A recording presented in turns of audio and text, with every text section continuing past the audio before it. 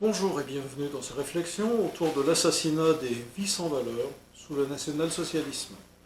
Je suis Jean-Marie Vinclair, je vous accompagnerai à travers cette série de vidéos.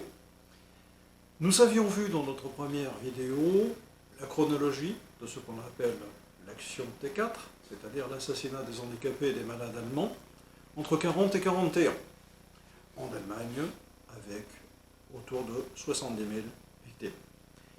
Dans la deuxième série de vidéos, nous avions vu la représentation, la façon dont la propagande va s'emparer du sujet, va également, pour prendre un terme moderne, communiquer autour de ce sujet, communiquer autour de l'altérité, de la difformité, également du poids économique, réel ou supposé, que représente le handicap dans la société. Aujourd'hui, nous allons voir un aspect complémentaire qui cette fois-ci va être un aspect administratif. Nous allons essayer de voir l'action T4 à travers des documents, en sachant que ces documents administratifs relèvent pour moi d'une volonté de banaliser le mal. Je ne parle pas de banalité du mal, je parle de banalisation du mal. Il s'agit, au sens de Victor Klemperer avec sa langue du Troisième Reich, de donner une apparence normale, une apparence administrative, une apparence routinière à ceux qui sont des crimes. Et à ceux qui sont des crimes abjects, puisque l'on tue des handicapés et des malades. Nous allons donc voir aujourd'hui cette banalisation du mal à travers certains documents qui ont été utilisés dans l'action T4. Le premier document est le document fondateur. Nous disposons en effet d'un document signé d'Adolf Hitler en Versailles, accordant aux médecins le droit de tuer, sauf que le droit de tuer est appelé le droit d'accorder la grâce de la mort. En sachant que je connais le coup de grâce, je ne connais pas la grâce de la mort. En allemand, Gnadentod est un terme aussi étrange. Le tout dans un jargon scientifico-administratif, puisque ces malades sont jugés incurables, autant qu'on puisse en juger après examen des plus critiques de leur état pathologique. Ce document est en réalité antidaté. On sait aujourd'hui que cette réunion s'est tenue dans la chancellerie du Führer en octobre. Le document est antidaté au 1er septembre 1939, qui est aussi la déclaration de guerre. C'est-à-dire, c'est comme si les nazis, en l'occurrence Adolf Hitler, voulaient justifier l'assassinat des handicapés et des malades comme une guerre intérieure. Une guerre intérieure contre l'ennemi intérieur. Alors il est vrai aussi que dans la logique propagandiste nazie, lorsque l'on prône la supériorité de la race prétendument aryenne, un trisomique allemand est la preuve, si ce n'est d'un échec, au moins d'une imperfection idéologique. Et à ce moment-là, l'élimination de ces Allemands indignes de vivre parce qu'ils ne correspondent pas à la norme édictée par le national-socialisme devient une forme de guerre menée cette fois-ci contre l'ennemi de l'intérieur. Sauf que l'ennemi de l'intérieur, il est allemand, et il est sans défense parce qu'il est handicapé et parce qu'il est malade. D'un point de vue formel, cette page intrigue parce qu'elle est signée d'Hitler en personne et elle est sur papier en tête privé. Il ne s'agit donc pas d'un document officiel. Officiellement, même ce qu'on appelait l'euthanasie, c'est-à-dire la fin de vie, était interdite à la fois dans la République de Weimar, mais aussi sous le national-socialisme. C'est-à-dire qu'il n'y a pas eu de loi autorisant à tuer les handicapés et les malades, il y a eu ce qu'on appelle un décret du Führer, en sachant que le décret du Führer se substitue à la loi. La copie que nous voyons est la copie qui a été donnée, sans doute par le cabinet du Führer, au ministre de la Justice, afin que le ministre de la Justice soit au courant, et surtout n'entame pas des procédures si jamais des familles venaient à porter plainte pour assassinat, puisqu'ils ne croiraient pas que leur proche a été victime d'une mort naturelle, en hospice ou en foyer. Donc voici ce document qui est à l'origine et qui pose problème à travers justement sa banalité et à travers sa normalité. Également à travers son côté administratif, puisqu'il faut clarifier les rouages administratifs en expliquant qu'il ne s'agit pas d'une loi, mais que ça se substitue, et que donc on transmet au ministre de la Justice. Le tout évidemment dans un langage administrativo-scientifique parfaitement lourd, également volontairement lourd. Les nazis vont créer, avant de tuer les personnes, ils vont créer des formulaires. Ils ont créé des administrations, ils vont créer des formulaires qui vont être envoyés à toutes les institutions de soins, formulaires à compléter à la machine et à renvoyer tous les 6 mois. La case en bas à gauche est réservée aux experts qui mettent des croix. S'il y a 4 croix à l'encre rouge, cela équivaut à la chambre à gaz. En sachant que seul le premier expert voyait le patient. Les 3 autres étaient dans un bureau à Berlin et ne voyaient que le dossier. Voici donc la forme que prend la justification de l'assassinat de 70 000 personnes. Formulaire. Regardons les critères. Dans les critères, nous avons bien sûr la race, en sachant que la race implique bien sûr la judéité, mais également la différence ethnique, puisqu'il est question cette fois-ci également de noirs et pas uniquement de juifs. Les nazis étaient omnibulés par l'hérédité. Il y a eu des expériences terribles dans les camps de concentration sur les jumeaux ou les jumelles, c'est absolument terrible. Là aussi, nous avons la même chose. Nous avons la question de l'hérédité familiale. Nous avons également la question de succès des thérapies.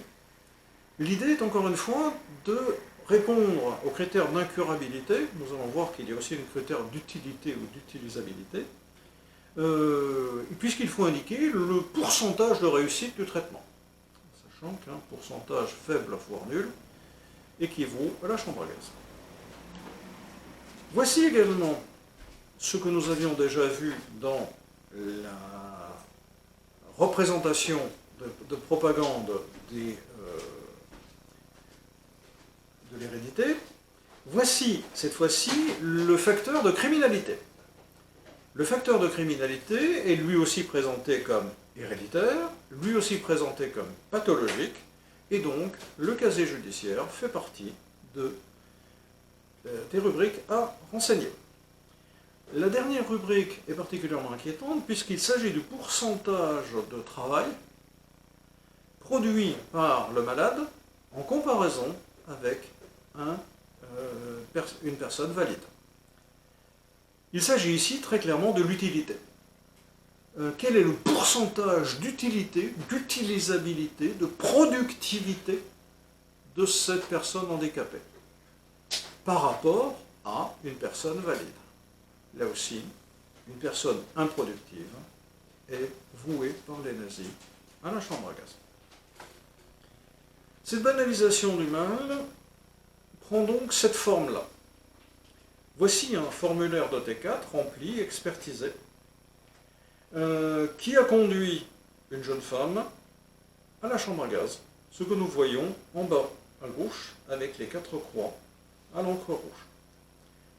Regardons le détail de ce formulaire.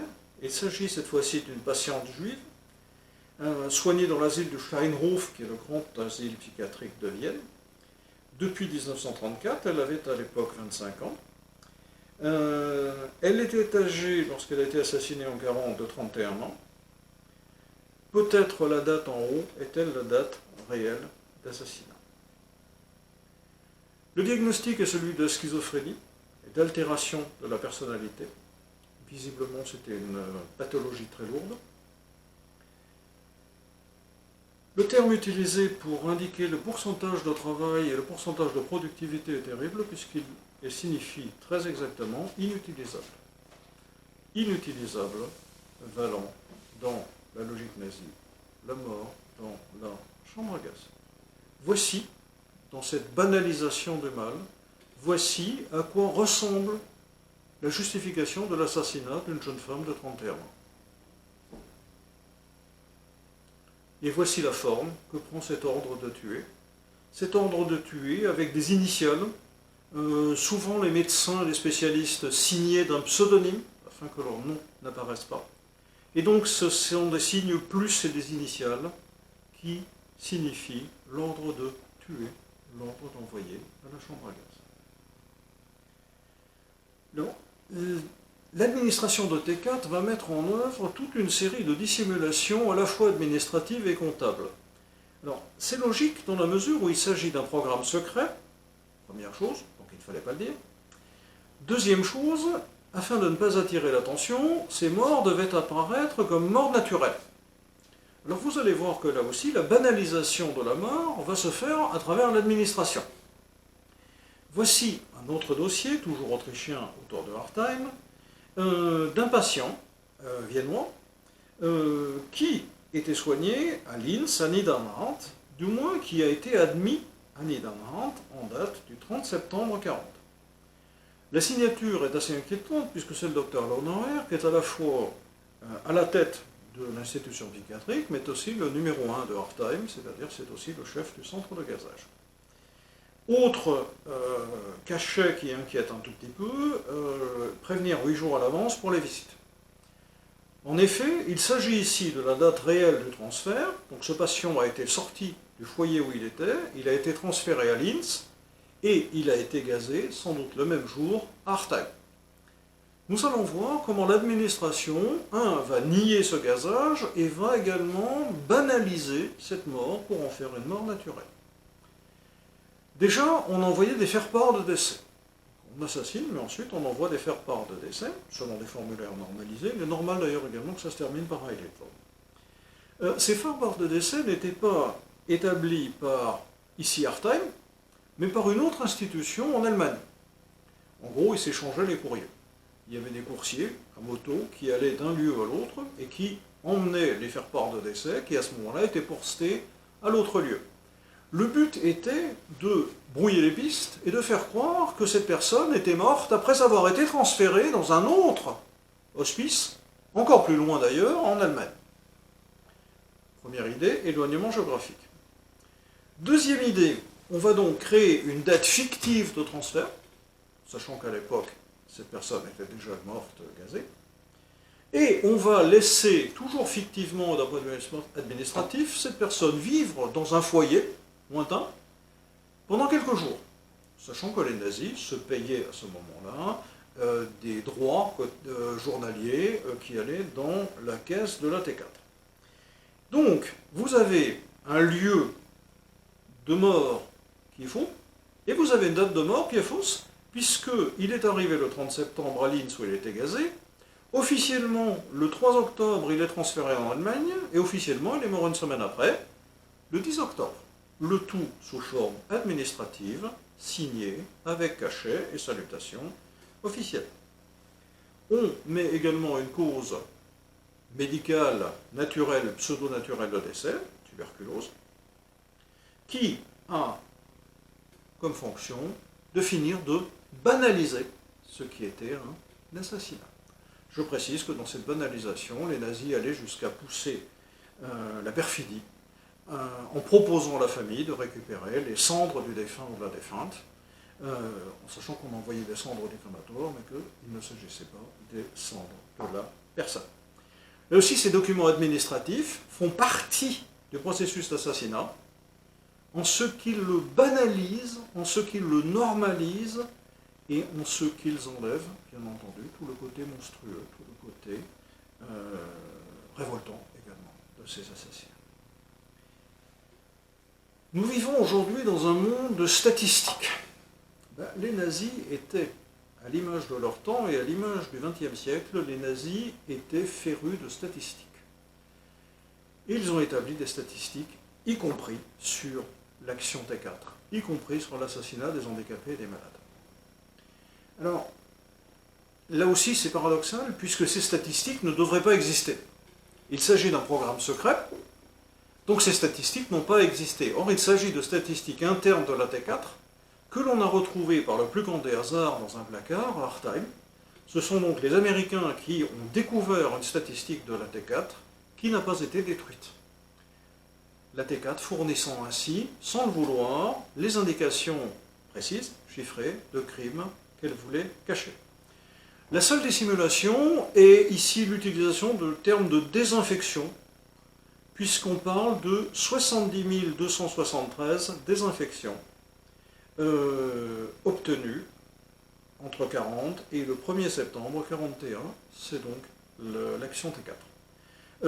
Vous avez ici l'autre banalisation administrative qui est l'attribution de lettres, de codes au centre d'assassinat. Artheim le sait. La dernière banalisation, qui d'ailleurs n'est pas la moindre, est celle de la forme administrative, c'est-à-dire d'un tableau. Vous avez ici 70 273 handicapés assassinés qui prennent la forme d'un tableau. Et d'un tableau écrit à la machine à écrire, en alternant bien sûr le ruban noir et le ruban rouge. Ces tableaux vont prendre une précision administrative extrême, puisqu'on va lister mois par mois, centre par centre, le nombre des désinfections, c'est-à-dire le nombre des assassinats. Voici une statistique des assassinats, qui plus est handicapés et de malades. On va aller jusqu'à faire des courbes sur papier millimétré. Des courbes sur papier millimétré, avec des crayons de couleur, avec des encres de couleur, centre par centre, montrant la productivité, si l'on peut dire, puisqu'il s'agit d'assassinats, d'extermination, de chacun des centres. La forme, c'est-à-dire cette forme banale d'une courbe sur papier millimétré, est en réalité l'image administrative de l'assassinat des handicapés et des malades sous le Troisième Reich. Là aussi, pour moi, il s'agit d'une banalisation de la crime. Il s'agit d'une banalisation de l'horreur, il s'agit d'une banalisation à travers une représentation faussement anodine, faussement administrative, qui est le visage que les bourreaux veulent donner de crimes qu'ils ont niés. Je précise que c'est aussi une façon de nier jusqu'à l'individualité, jusqu'à l'humanité de la moindre de ces victimes. Vous voyez ici, dans ces statistiques, mois par mois, que l'action T4 a effectivement été arrêtée officiellement, puisqu'on aurait pu continuer, mais on ne l'a pas fait. Vous avez ici toujours cette monstruosité qui n'a pas un visage monstrueux. Cette monstruosité qui a un visage régulier, un visage mathématique, par lequel les bourreaux montrent, sans montrer, ce qu'ils désirent cacher. Il y a, dans la statistique d'Artheim, qui comporte davantage de feuillets que ceux que je vous montre ici, des feuillets qui sont inconcevables. Voici ici un tableau qui parle de 70 273 désinfectés, qui parle d'une espérance de vie de 10 ans, c'est réduit quand même, et qui parle d'alimentation.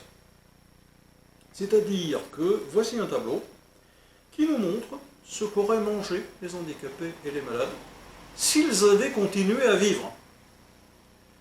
En gros, la question que posent les bourreaux nazis, c'est que mangent, et combien mangeraient, 70 273 personnes pendant 10 ans. Et vous avez un tableau chiffré, montrant des pommes de terre, la viande, le pain, la farine, le beurre, etc., montrant la fois par kilo, montrant également en valeur marchande, c'est-à-dire combien de Reichsmark ces bouches inutiles engloutissent pendant ces 10 ans de vie.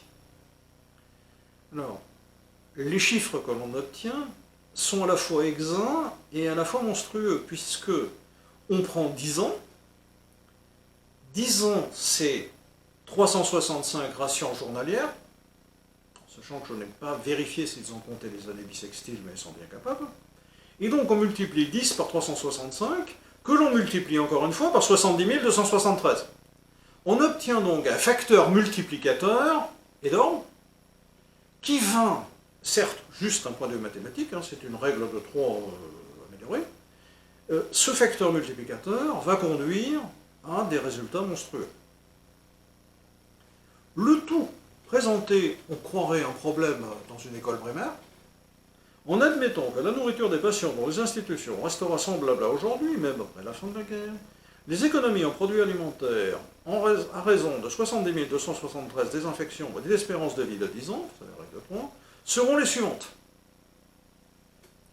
On croirait un problème de primaire. On croirait un problème de mathématiques destiné à un enfant de 10 ans, alors que c'est la justification de 70 500. Voici le tableau avec la traduction et le nombre de kilos économisés, si l'on peut dire, à raison de 70 000 assassinats. Je précise que ces chiffres-là sont absolument monstrueux pour une population qui souffre de la disette. Donc, il n'y a rien à manger, et donc, ces chiffres-là sont terribles pour une population qui elle-même n'a rien à manger. La même chose pour la population qui serait plus sensible à l'argument économique. Voici les économies réalisées en assassinant 70 273 patients. En sachant que cette statistique d'Artheim, comme on l'appelle, ne pouvait pas être montrée aux Allemands, puisque par définition, ces crimes n'avaient pas été faits. Si on pousse, cette fois-ci, la mathématique dans l'autre sens, on peut diviser la statistique d'Artheim. On peut diviser la statistique d'Artheim et on se rend compte que le coût journalier d'un handicapé est très faible et que le coût annuel d'un handicapé est très faible. Je terminerai cette fois-ci par les rations alimentaires journalières d'un handicapé en foyer nazi. Encore une fois, ce n'est pas moi qui le dis, c'est l'administration nazie. Vous remarquerez par exemple qu'il y a moins d'un œuf par semaine. Et que donc les millions, voire les milliards d'œufs prétendument économisés correspondent à une réalité bien différente. Il s'agit là encore une fois, et c'était le sujet de notre intervention de ce jour, d'une banalisation du mal à travers des documents administratifs destinés à dire sans dire, destinés à donner une apparence normale, rationnelle, banale à ce qui est un crime et un crime contre l'humanité. Vous trouverez des informations complémentaires dans le numéro spécial de la revue d'histoire de la Shoah, coédité par Georges Bensoussan et votre serviteur. Si vous vous intéressez au passage, cette fois-ci, à l'univers concentrationnaire, vous trouverez des informations plus précises. Également le côté administratif, mais cette fois-ci appliqué à l'univers concentrationnaire, dans mon ouvrage Gazage de concentrationnaire, paru aux éditions Thérésias, Michel Reynaud à Paris. Je vous remercie d'avoir suivi ces réflexions difficiles et j'espère vous retrouver la prochaine fois. Merci, à bientôt.